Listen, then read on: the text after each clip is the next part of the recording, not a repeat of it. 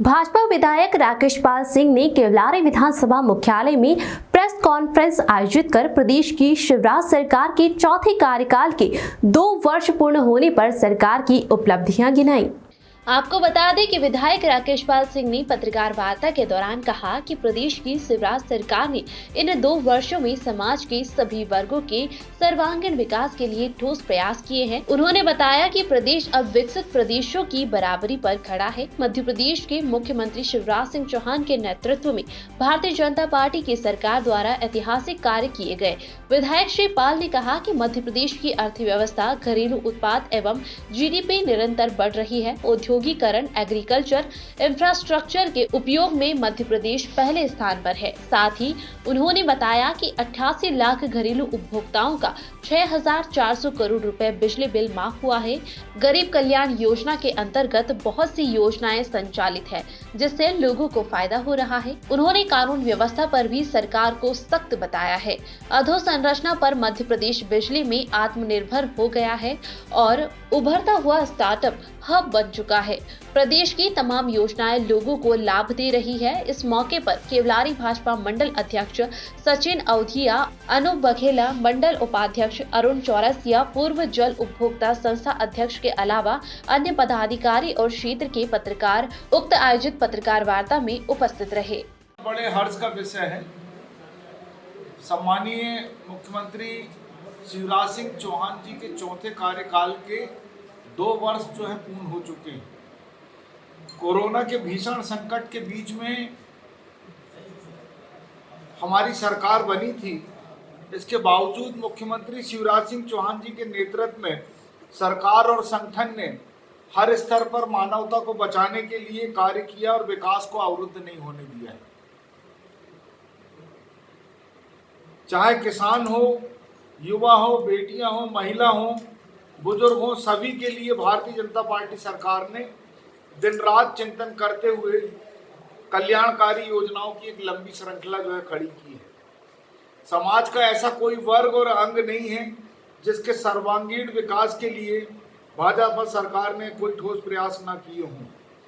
पिछले 3 कार्यकालों में भाजपा सरकार द्वारा किए गए प्रयासों के फलस्वरूप प्रदेश अब विकसित प्रदेशों की बराबरी पर खड़ा हुआ है।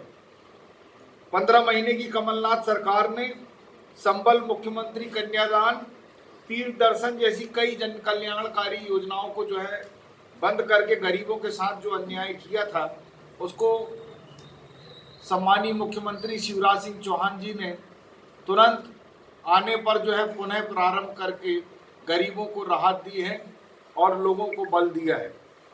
आज मध्य प्रदेश देश के अग्रणी राज्यों में शामिल हो गया है। हमारी उपलब्धियों में यदि हम देखें तो आयुष्मान भारत योजना के तहत अब तक 2 करोड़ 66 लाख से अधिक आयुष्मान कार्ड बनाने में मध्य प्रदेश नंबर 1 बना है। प्रधानमंत्री ग्राम सड़क योजना के क्रियान्वयन में मध्य प्रदेश नंबर 1 बना है। राष्ट्रीय शिक्षा नीति को लागू करने में मध्य प्रदेश पहला राज्य बना है। सुकन्या समृद्धि योजना के तहत 23 लाख खाते खोलकर मध्य प्रदेश देश के 1 नंबर राज्य बना है। जल जीवन मिशन के अंतर्गत देश के दूसरे स्थान पर मध्य प्रदेश आया है। प्रधानमंत्री मातृ वंदना योजना के क्रियान्वयन में हमारा प्रदेश सबसे आगे है। एग्रीकल्चर इंफ्रास्ट्रक्चर फंड के उपयोग में मध्य प्रदेश देश में पहले स्थान पर है। हमने कुछ बड़े फैसले लिए हैं जिनमें मध्य प्रदेश के 88 लाख घरेलू उपभोक्ताओं को 6,400 करोड़ रुपए का बिजली का बिल माफ किया है। सरकारी कर्मचारियों को 11% महंगाई भत्ता 1 अप्रैल 2022 से मिलना प्रारंभ हो जाएगा। पहली बार चाइल्ड बजट प्रस्तुत किया गया है, जिसमें बालक एवं बालिकाओं के कल्याण के लिए विभिन्न योजनाओं के लिए 57,800 करोड़ रुपए के प्रावधान किए गए हैं। मध्य प्रदेश देश का पहला राज्य है जहां हमारी सरकार ने मासूम बच्चियों के साथ बलात्कार करने वालों को फांसी की सजा देने का प्रावधान किया है। मध्य प्रदेश सरकार ने पिछड़े वर्ग के कल्याण के लिए ऐतिहासिक पहल करते हुए राज्य पिछड़ा वर्ग कल्याण आयोग का गठन किया है। हमने 27% आरक्षण लागू करने के लिए पंचायत चुनाव में अपना अध्यादेश वापस लिया है ताकि हम ओबीसी के 27% वर्ग को साथ में लेकर चुनाव करा सके।